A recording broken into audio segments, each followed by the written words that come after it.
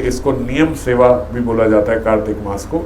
तो विशेष रूप से जैसे बाबा ने भी बताया कि हर प्राणी मात्र को इस मास में नियम लेना चाहिए।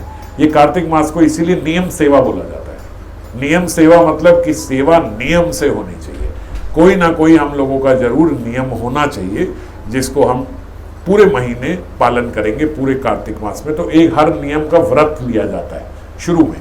जैसे इस शनिवार को एकादशी है और उस एकादशी से ये एक मास का कार्तिक मास प्रारंभ हो जाएगा। और उस कार्तिक मास में फिर हमारा विशेष रूप से जो नियम रहता है वो पहले, सबसे पहले सुबह हमें सूर्य उदय से पहले उठना है। सूर्य उदय से पहले ही उठना ही है, ये ऑप्शनल नियम नहीं है, उठना ही है, उठना ही चाहिए। कार्तिक मास में कम से कम जीव को इतना करना चाहिए कि वो सूर्य उदय से पहले उठे। हम लोग एक मास में बड़ा घबरा जाते हैं कि सूर्य उदय से पहले उठना है, जबकि संत लोग, जो वैष्णव लोग हैं, जो ब्रजवास भी कर रहे हैं इत्यादि, इधर उधर भी जो भगवान के परम वैष्णव संत महाजन हैं, वो सब तो उठते ही उठते हैं। ये जीवन ही है सुबह उठना, ये जीवन शैली में आ चुका है कि सुबह उठना ही है। अब ये जो हम मंदिर का चलिया इत्यादि करते हैं ना, ये चलिया क्यों किया जाता है? क्योंकि ऐसा माना जाता है कि 40 दिन तक आप एक कार्य रोज करते हो नियम से, तो वो आपकी आदत बन जाती है। चलिए इसलिए नहीं होता कि 41वें दिन वो व्रत तोड़ के और भैया ये वो घूमने फिरने खाना पीना सब शुरू, तो बर्बाद हो गया आपका चलिया, जरूरत नहीं थी, फिर वेस्ट हो गया। चलिए इसलिए होता है कि आपने 40 दिन एक काम नियम से किया, अब वो आपके स्वभाव में आ गया। तो कार्तिक मास भी जो जीव नहीं सुबह सूर्योदय से पहले उठ सकता है, वो ये इस धारणा के साथ नहीं सुबह उठे कि भैया किसी तरीके से बस ये महीना बीत जाए उसके बाद पूरा दिन सोऊंगा। ऐसे नहीं करना चाहिए। ऐसे करना चाहिए कि भैया इस कार्तिक मास में भगवत कृपा से मेरी सुबह उठने की आदत पड़ जाए।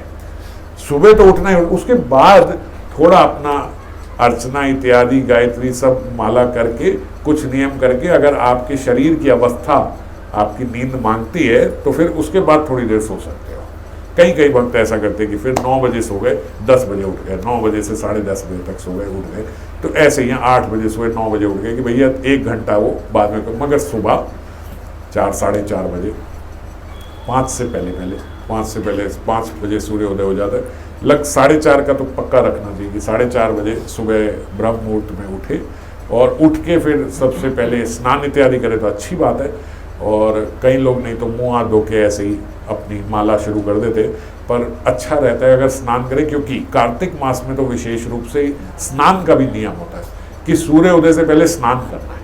तो 5 बजे फिर आप अफोर्ड नहीं कर सकते, क्योंकि 5 बजे उठोगे तो फिर स्नान के लिए सूर्य उदय हो जाएगा। तो इसलिए 4 बजे उठने का अभ्यास करें, 4 साढ़े 4 के बीच में। और स्नान का नियम, तो पहला सूर्य उदय से पहले उठने का नियम और दूसरा सूर्य उदय से पहले स्नान का नियम। एक महर्षि रमन थे, मैंने पहले भी उनकी एक बारी चर्चा में बताया था। महर्षि रमन जो है, उनको एक बार किसी ने घड़ी दी, एक बार किसी ने। तो उनको बोला कि अब उस समय की जो घड़ी होती थी वो बड़ी बड़ी घड़ी होती थी और बड़ी दुर्लभता से किसी किसी के पास घड़ी हुआ करती थी। तो उनको घड़ी दी और उन्हें बोला कि महाराज जी आपके लिए कि आप सुबह समय से उठ सके। महर्षि जी ने अपने शिष्य को बोला ये घड़ी आप रखो, आप अपने समक्ष रखो और कल मुझे बताना मैं कितने बजे उठता हूँ। वो अपना नियम से जितने बजे उठते थे उठे। उन्होंने देखा तो उन्होंने, उनके शिष्यों ने बोला कि महाराज आप घड़ी के हिसाब से 4 बजे उठे। उन्होंने कहा अच्छा, तो अब एक बात समझो, ये घड़ी आप अपने पास ही रखो और जिस दिन मुझे उठने में 4-5 हो जाए उस दिन मेरे मैयत की अवस्था कर देना। वहाँ पे सोच लेना ना कि इन्होंने शरीर छोड़ दिया, ये मर गए। अगर 4-5 हो जाए और मैं नहीं उठा तो बोलते ये शरीर को उठा के जला देना, संस्कार कर देना, इसका मतलब मेरा शरीर खत्म हो गया। और आजीवन उनके शिष्यों ने देखा कि 4 बजे डॉट महर्षि जी उठ जाते थे। ये उनका, अरे बोले बचपन से नियम है मेरा, इस समय तुम इसको 4 कहते हो ठीक है, मैं इस समय उठ जाता हूँ सूर्योदय से 1 घंटा पहले, ये मेरा समय है। और ऐसी आदत पड़ गई थी कि उन्होंने अपने शिष्य को बोला 5 मिनट लेट हो जाऊं तो समझ लेना शरीर छोड़ गए महर्षि जी। ऐसा नहीं हो सकता कि मैं जीवित हूं और 5 मिनट लेट हो जाए। ये होता है जीवन का नियम। तो इस प्रकार से कार्तिक में हमारा नियम पहले सुबह उठने का, फिर उसके बाद सुबह सूर्य उदय से पहले स्नान करने का, फिर उसके बाद माला का सब अपना अपना नियम लेते हैं। जितनी हरि नाम माला हम कर सकते हैं उससे या करते हैं उससे थोड़ी बढ़ा के इसमें नियम लेना चाहिए कि भैया अगर मान लो कोई 4 करता है तो वो 8 करे, कोई 8 करता है तो वो 16 करे, कोई 2 लाख 2.5 लाख पहले ही कर रहा है तो 4 5 10 कम से कम और बढ़ा दे। अब और उसके लिए तो क्या ही बोल सकते भाई, लाख 2 लाख तो पहले ही चल रही है, तो जो भी 4 माला कम से कम बढ़ा दे। इस प्रकार से बढ़ा के, या कीर्तन का नियम ले ले, अगर मान लो लाख 2 लाख वालों की बात कर रहा हूँ, छोटी बात नहीं कर रहा हूँ, 16 32 48 वाले बढ़ाएं अपनी माला, 64 वाले बढ़ाएं। जो उससे ऊपर 100 माला 128 माला 150 माला 250 माला जिनकी होती है, वो कीर्तन का थोड़ा नियम ले सकते हैं कि भैया दिन में 10 मिनट 15 मिनट आधा घंटा कीर्तन करेंगे। अष्टकम आप सबको मिल जाएंगे, ऑनलाइन भी उसकी कॉपी है और ऑफलाइन भी महाराज जी बनवा रहे हैं हिंदी की सबके लिए। नहीं बनवा रहे, नहीं बनवा रहे, एक ही बात है आत्मा। तो हिंदी के भी अष्टकम हिंदी में, उसमें वो सब लिखे हुए, एक बुकलेट है उसमें जो 8-9 अष्टकम है जो हम लोग नियम से करते हैं। तो अष्टकम बाबा भी बोला करते थे, हम लोगों को नियम प्रार्थनाएं हैं जो वो हम गुरु अष्टकम, कृष्ण अष्टकम, राधा अष्टकम, इस प्रकार से गुरु अष्टकम, नित्यानंद अष्टकम, ये सारे अष्टकम हम लोग इसका पाठ करते हैं। तो इसका पाठ करने में 20-1 मिनट लगते हैं अगर अपने आप से पाठ करें। बाकी गाते हुए जब कथा में करते हैं, कीर्तन करते हैं, तो फिर तो घंटा 1.5 घंटा लग जाता है आराम से गाते गाते करते। नहीं तो अपना जब अष्टकम पढ़े जाते तो 20-1 मिनट 25 मिनट का, ये भी एक नियम है। तुलसी जी को जल देने का नियम हमेशा हर वैष्णव का 365 दिन होना ही चाहिए, माइनस द्वादशी।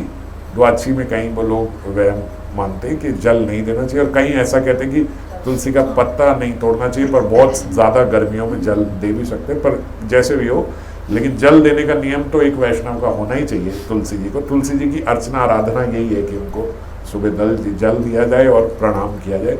तो विशेष रूप से लेकिन कार्तिक में ये भी नियम होता है कि तुलसी जी को जल दे के प्रणाम मंत्र जो तुलसी जी का है वो करना है, हम लोगों को प्रणाम करना है, सुबह प्रणाम मंत्र भी करना है।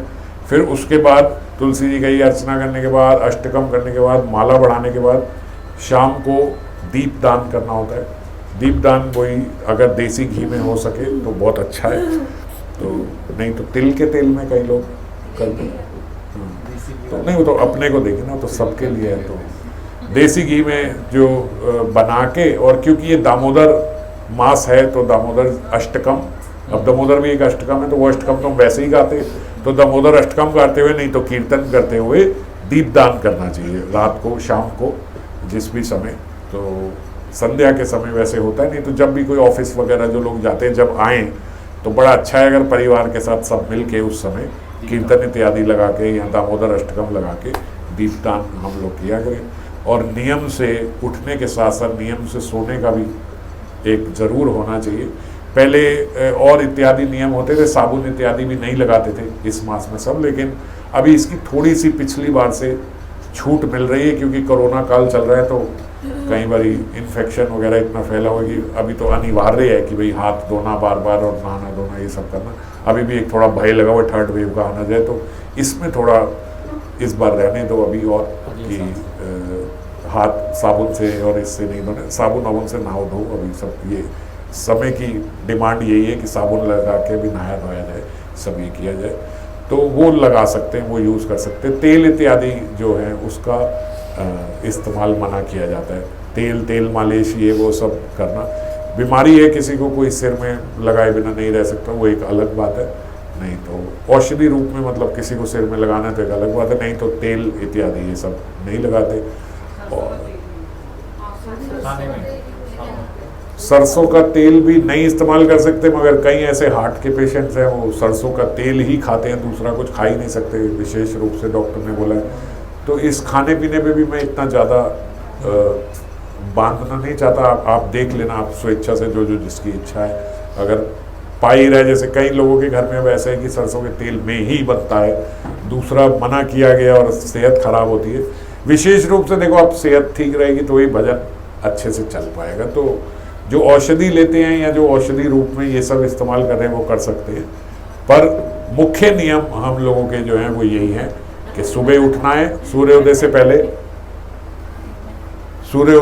उठना है, सूर्योदय से पहले स्नान करना है, अष्टकम करनी है, माला बढ़ा के करना है, दीपदान करना है, और नियम से टाइम पे सोना भी है, सोओगे नहीं तो सुबह उठ नहीं पाओगे। ठीक, ये हम लोगों को जो एक प्रिंसिपल नियम है ये तो फॉलो करना ही है। रीडिंग का रहेगा, हाँ रीडिंग में बता दूंगा कि एक जो हम पढ़ेंगे यहाँ रीडिंग का भी एक अध्ययन का भी एक नियम होता है कि एक शास्त्र हम लोग ले लेते हैं, फिर उसको हम पढ़ते हैं। मोस्ट लाइकली राधा रस सुधा निधि का ही करेंगे। पिछले साल भी कार्तिक में नियम था राधा रस सुधा निधि का, तो उस पे राधा रस सुधा निधि पे रोज एक श्लोक पे कथा भी होती है और उसी श्लोक को फिर हम लोगों ने भी पढ़ना होता है। अगर पढ़ के सुनोगे तो और अच्छा लगेगा, या सुन के पढ़ोगे तो और अच्छा, जैसे भी करके तो एक बार पढ़ भी लेना और फिर उसको सुन भी लेना, श्रवण भी कर लेना। तो रोज पता नहीं, मैं नियम रूप से कथा करूंगा, नियम रूप से नहीं कह सकता, प्रयास पूरा करूंगा कि रोज कथा हो, लेकिन पढ़ने का तो रोज है ही नियम कि रोज राधा रस सुधा निधि का एक श्लोक रोज पढ़े ही पढ़े। और वैसे तो पूरा प्रयास रहेगा कि रोज कथा भी हो, तो रोज के रोज राधा रस सुधा निधि पे कथा भी होगी और राधा रस सुधा निधि